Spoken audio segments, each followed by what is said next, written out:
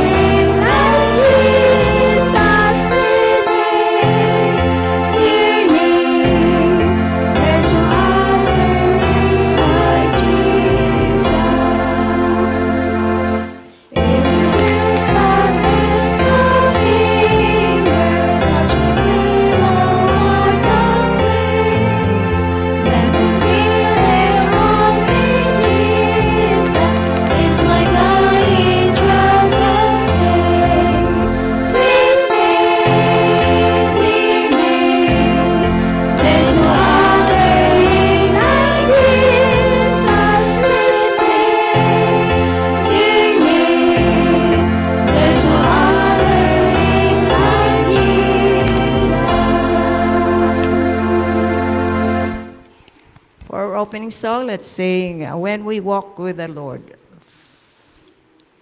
When we walk with the Lord.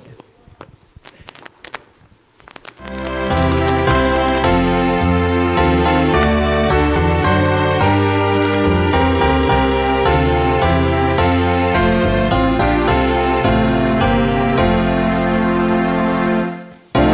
walk with the Lord in the light of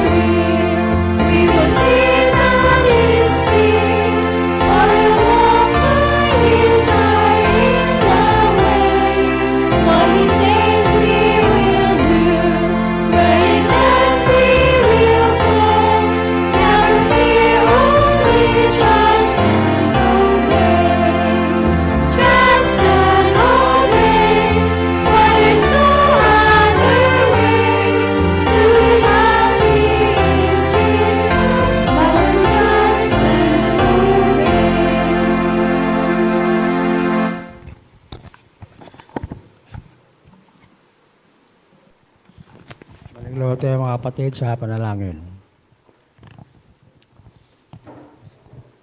Dalago nga Diyos na ikaw sa taas malangit. Ngayong gabihin Ginoo na kami sa balay alampuanan. Naganap namin Ginoo ang 10 days prayer. Ngayon nandito na kami pang 8 gabi na ito yung Panginoon. Kaya ngayong gabihin napasalamat kami kanimo, ikaw naguban ka namo, nagapanalangin kahit 2 o 3 makatigom sa imong pangalan. Ikaw ana asa tilawala o kining kagabi o Ginoo ana kami makinig Sister Winnie Anis ang magtalakay mula sa imong mga pulong sa Biblia. Ikaw Ginoo mga tudlo kanamo among mabatian ang kanyang mga pulong o maitisok sa among kasing-kasing nga may wagya kanamo nga paglakad nga labindol kanimo Ginoo ning kagabion. Ay balo kami nga ikaw hado na mabalik ng kalibutan na mayroong mga katalagman na nangyayari nga hindi karaniwan nga nangyari sa Amerika Panginoon kini palatandaan nga ikaw hado na mabalik ng kalibutan na busa ng kagabion tabangan mo kami nga makasugakog kami sa mga pagsulay sa matag sa kanamo. Tulad nila Daniel Sadrak Mesak Abednego nagmalampuson sila Ginoo tungod sa iyong pag-uban kanila. Busa sa among kapanahonan Ginoo tabangan mo ni kami aron magmalampuson ang among mga pag-alagad kanimo ug nanalangit imong tagana mawalay mo wala kanamo. Busa ning kagabion daghang salamat sa imong pag-uban pagtubag sa mga pagampo kini tanan mong gutugyan ug sa kapasolan sa kalapasan sa Jesus among luwas. Amen.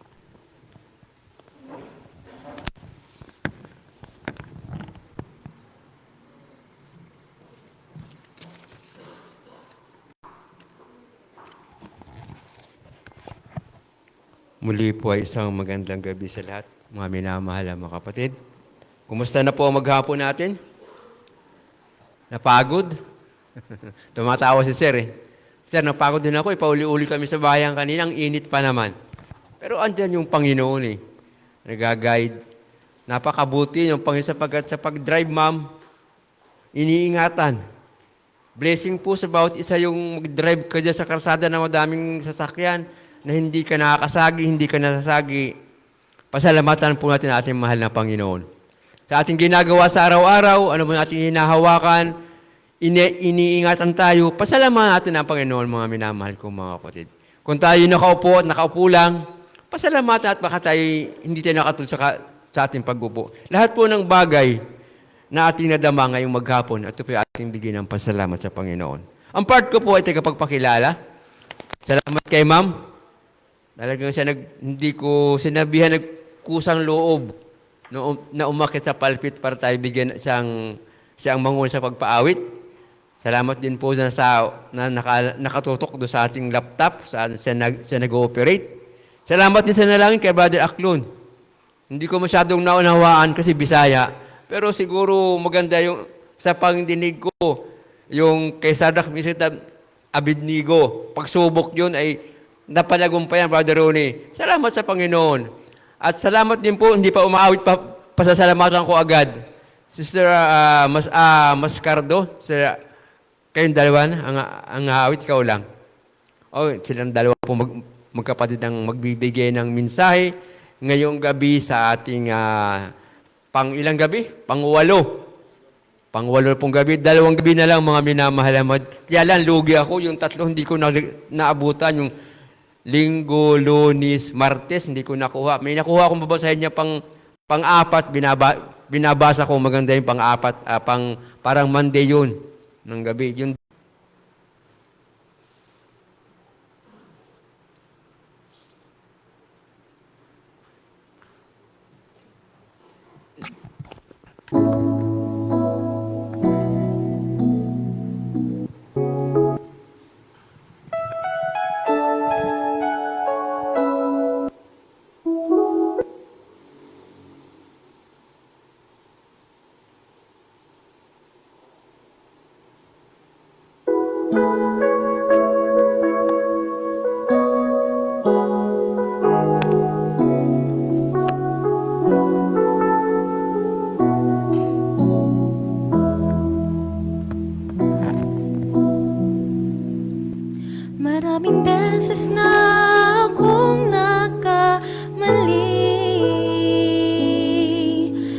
naghangad ng mga bagay at napalayo sa'yo. Ngunit pag-ibig mo sa'kin nananatili, di ka man lang nagsasawa at di nagbabago. Binuksan muli ang puso at aking nakita ang pag-ibig na napakahiwaga. Kaya narito ako ngayon, pumadaing sa'yo. Aniboghang anak na pilit na nagbabago. Bawat minuto, oras at araw, ikaw ang nais makasama upang di na maligaw. Ikaw ang tubig na buhay sa kaluluwang nauuhaw. Sa aking puso ang nag-iisang tanglaw.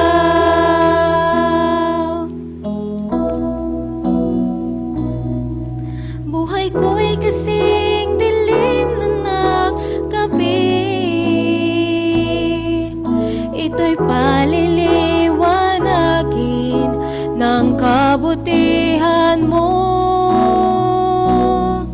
At kahit bago pa maisip ang magsisi, kasalanan ko'y nilimot mo ng sarili mong dugo. Binuksan muli ang puso at aking nakita ang pag-ibig na napakahiwaga. Kaya narito ako ngayon, bumabalik sa'yo. Aliboghang anak na pilit na nagbabago. Bawat segundo, minuto, oras at araw, ikaw ang nais makasama upang di na maligaw. Ikaw ang tubig na buhay sa kaluluwang nauuhaw. Sa aking puso ang nag-iisang tamlaw. Bawat segundo, minuto, oras at araw, ikaw ang nais makasama upang di na maligaw. Ikaw ang tubig na buhay sa kaluluwang nauuhaw. Sa aking puso ang nag-iisang tanglaw. Sa aking puso ang nag-iisang tanglaw.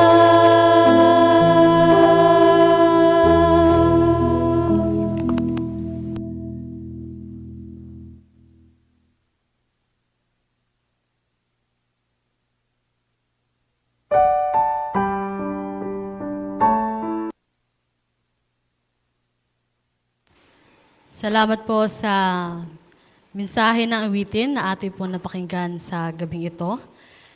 Ngayon po tayo ay pangwalong gabi na sa ating 10 days of prayer. At ang mensahe po na dadalhin ko sa inyo ngayong gabi ay pinamagatang, ibigay mo sa amin ngayong araw ang aming pang-araw-araw na tinapay. Ang ating verse po ay makikita sa Galatia 6 verse 9 to 10. Ito po ang sinasabi, at huwag tayong mga pagod sa paggawa ng mabuti sapagkat sa kapanahunan ay magsisipagani tayo. Kung hindi tayo manghihimahod, kaya nga samantalang tayo may pagkakataon ay magsigawa tayo ng mabuti sa lahat. At lalo-lalo na sa kasambahay sa pananampalataya. Tayo po muna ay manalangin. O Diyos, naming Amang Banal, makapangyarihan ka sa lahat. Nasa katastaasan, lumikha ng langit at ng lupa, kami po ay nagpapasalamat sa gabing ito na kami po muli ay nagtitipon-tipon dito sa inyong bahay-sambahan upang kayo po ay purihin at sambahin. Salamat po sa gabi ito, Panginoon, na kami po inyong iningatan, na makarating po kami dito. Ngayong gabi po, amin pong hinihiling, Panginoon, ang inyo pong presensya. Kayo po nawa po ang siyang pumagitna sa amin sa gabing ito. At nawa po ay inyong presensya ang siyang maramdaman namin sa gabing ito. Ito lang po ang aming hiling sa matamis sa pangalan ni Jesus. Amen. May isang kwento po dito, mga kapatid, patungkol po sa isang pastor at sa kanyang asawa.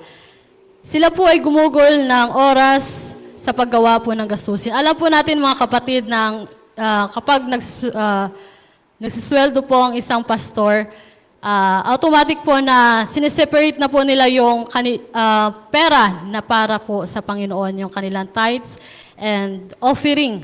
At sineseparate na din po nila yung pera na dapat sa kanilang mga anak, sa pag-aaral. Sineseparate na din po nila yung para sa kanilang pagkain para po sa isang buwan. Meron din pong nakalaan na porsyento po, sa nangangailangan. At isang araw po, mga kapatid, ang pastor na ito, siya po ay magbabayad ng martikula po doon sa paaralan ng kanyang anak. Pagdating po doon sa malapit po sa eskwelahan, napansin niya po ang isang babae doon na tila malungkot. Huminto po siya at kanya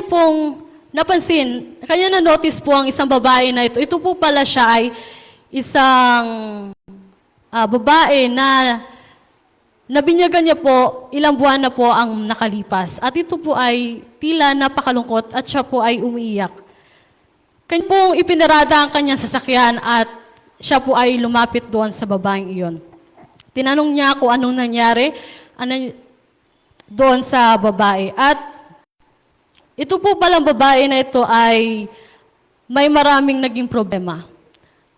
Siya po ay natanggal sa trabaho niya, kasama po ang kanyang mga kasamahan, ang kanyang mga co-workers, at siya po ay pinaalis. Siya po ay pinaalis doon sa kanilang inuupahan kasama po ang kanyang mga anak dahil siya po ay wala nang maipambayad doon sa upa na buwan-buwan na kanyang binabayaran. At siya po ay wala na talagang makain. Napakahirap po talaga ng pinagdaraanan ng babae na ito, mga kapatid. At ang ginawa po ng pastor, dinala niya po ito sa isang grocery store na kung saan po, mga kapatid, ay binilhan niya po ito ng pagkain. Pinuno niya po yung kariton sa isang grocery store at kanya pong binigyan ito. Matapos niya pong bigyan ng pagkain ang babae na ito, mga kapatid, ay kanya naman pong kinausap ang may-ari po ng isang apartment. Yung kanila pong tinitirhan. Kinausap niya po ito patungkol po dun sa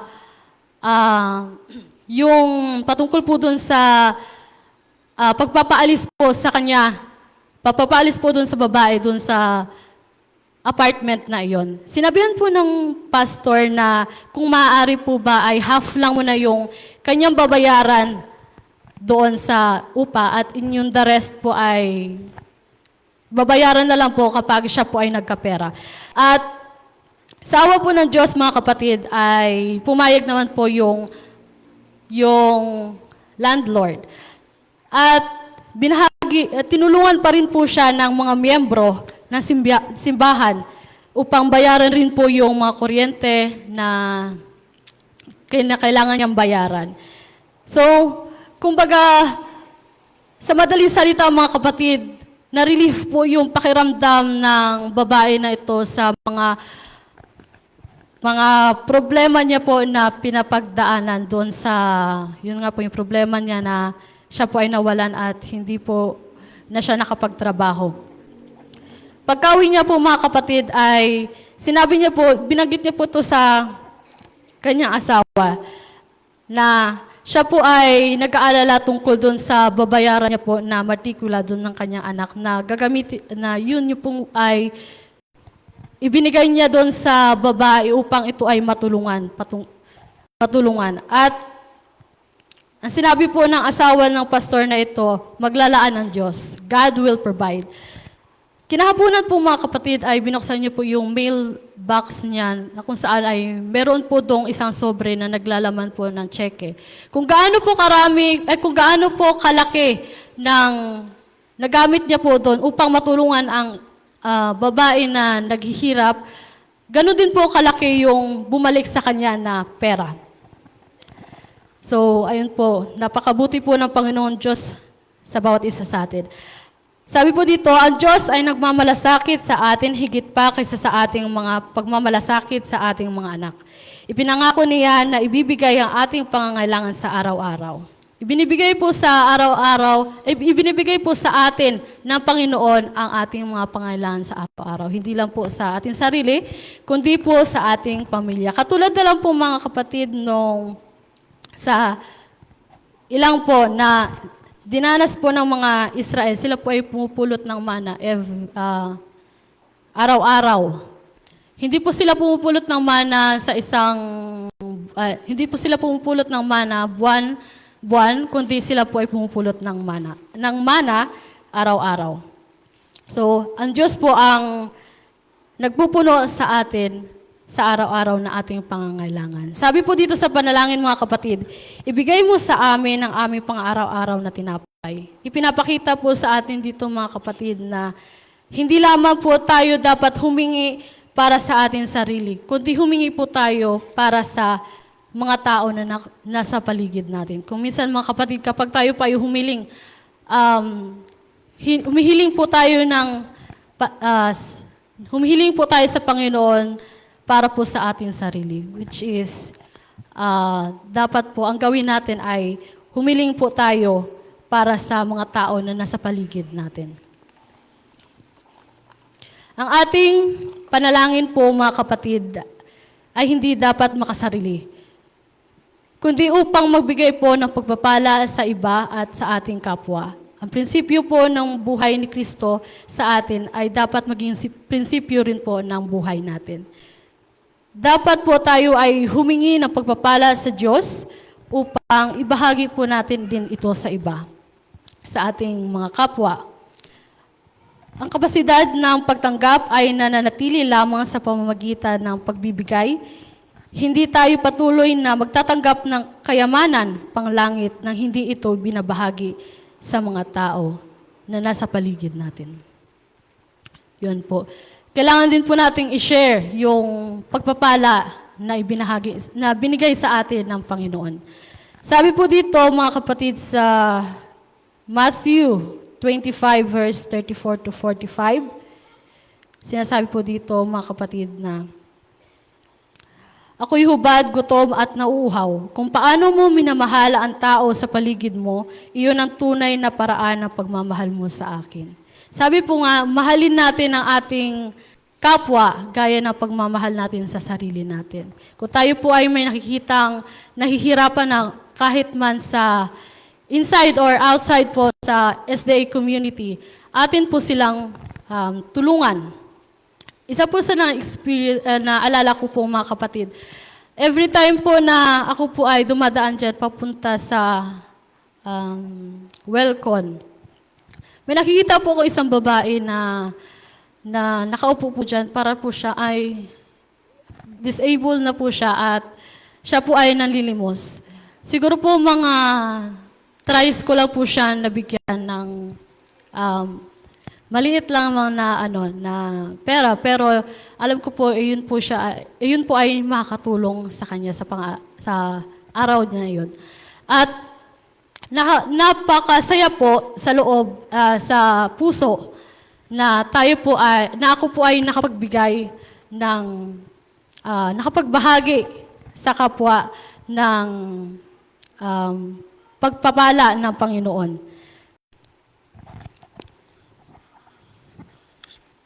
Kapag may mga klase po tayo mga kapatid ng pagkakalinga patungkol po sa mga nagugutom at nangangailangan. Kapag tayo po daw ay nagkaroon ng pagbibigay ng tithes and offering, kasi alam po natin yung tithes, wala pa po yun yung pagbibigay natin sa kapwa natin o yung sa nangangailangan. Kumbaga, ito po yung portion na ibinigay ibinigay natin, maliit man yan o malaki, depende po sa kakayanan o sa kinikita po ng isang tao. Inside or outside po dito sa ating Seventh-day Adventist community. Bagamat indirectly po hindi natin inaabot yung pera, yung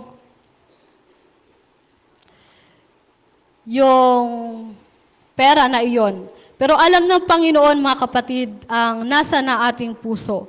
Ang pag-ibig po ang naging pundasyon, kaya po tayo po ay nakakapag-share din po sa iba. Sabi po dito sa Hebrew 10 verse 25, sa araw ng paghuhukom, hindi tatanungin ni Jesus kung nagpunta ka ba sa simbahan o gumawa ng mabuting bagay. Bagamat hindi natin dapat kaligtaan ang ating mga pagtitipon. Bagaman hindi sinasabi, mga kapatid, na natagpuan ka ba sa simbahan ng Miyerkules, Biyernes, or ng Sabado na pagtitipon. Doon natututunan po natin, mga kapatid, ang message o yung mga bagong kaalaman patungkol po sa Panginoon, kung saan nakikilala po natin ng lubusan ang Panginoon. Bagaman naririnig or nababasa lang po natin, ay ito po ay nasasariwa sa atin sa araw-araw na pagpunta natin dito sa bahay-sambahan. Kung ano po yung karakter ng Panginoon. Kung ano po yung karakter ng Panginoon na gusto po nating isalin sa bawat isa sa atin, ay bunga po ng napakinggan natin na atin pong may apply sa bawat isa sa atin, mga kapatid. Napakahalaga po na yung karakter po ng Panginoon ay may apply din po natin sa bawat isa. Bagamat may pagkakataon po na mahirap po i-apply, pero tayo po ay nagtatry upang i-apply ang karakter na yon at maging halimbawa po sa mga tao na nasa paligid natin. Patuloy po tayo nire-remind, mga kapatid, ng Panginoon na atin pong i-apply ang karakter niya sa lupang ito. Mahalin po natin ang ating mga kapwa at maging pagpapala po tayo sa lahat na nasa paligid po natin. At ito lang po ang aking message sa gabing ito. Maraming salamat and God bless us all.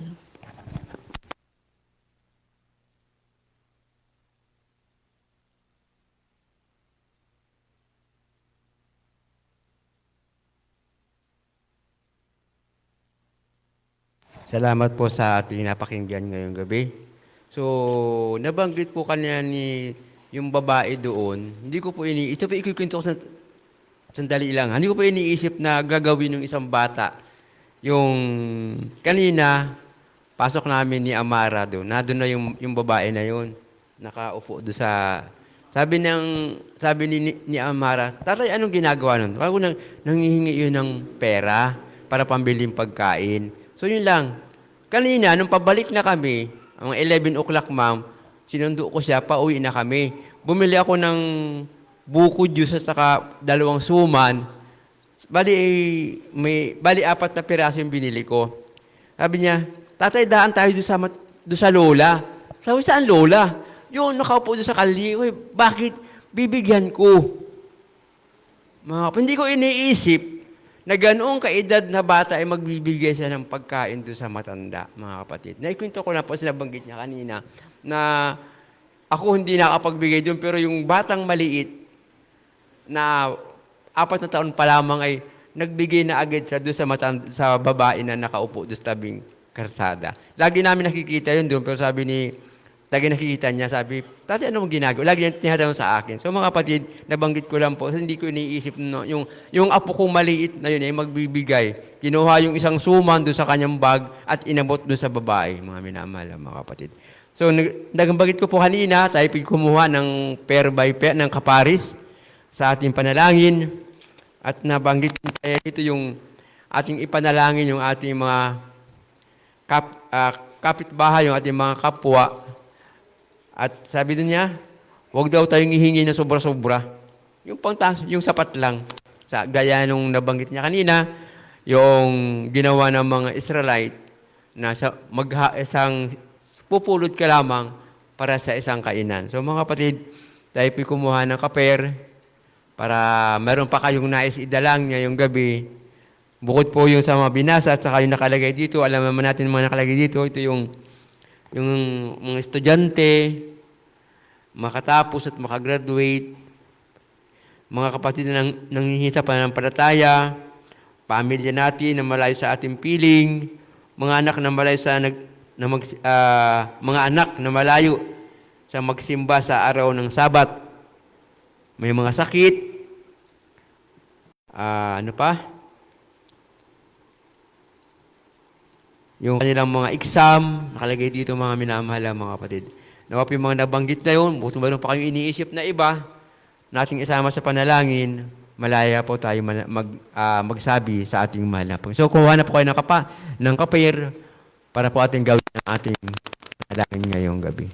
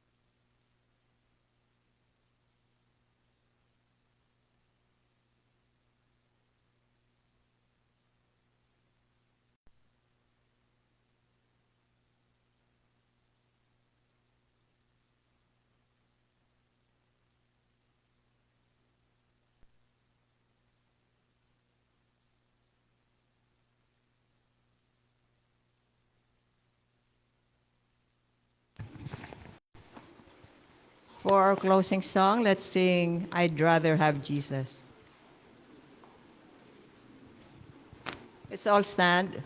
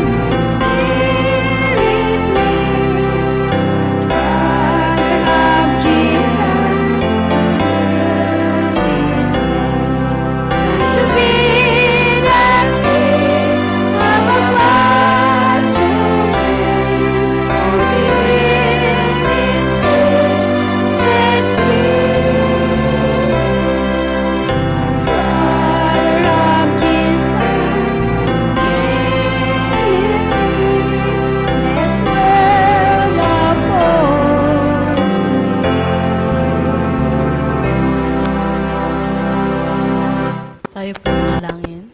Most graciously Father, we thank you po sa gabing ito na kami po ay muli nagbulay-bulay, nakapagbulay-bulay na inyong banal na salita, Panginoon. Nawa po ang mensahe na amin napakinggan, Panginoon, ay maging reminder po sa bawat isa sa amin, Panginoon, na kami po ay inyong pinagpala at kami po ay magiging pagpapala din sa iba, Panginoon. Aming hiling po sa gabing ito, Panginoon, sa paghihiwalay-hiwalay namin, Panginoon, nawa po ay patuloy niyo po kami pakaingatan at kami po ay makarating sa aming mga tahanan ng ligtas, Panginoon. Salamat po sa gabing ito. Ito lang po ang aming samat hiling sa matamis na pangalan ni Jesus. Amen.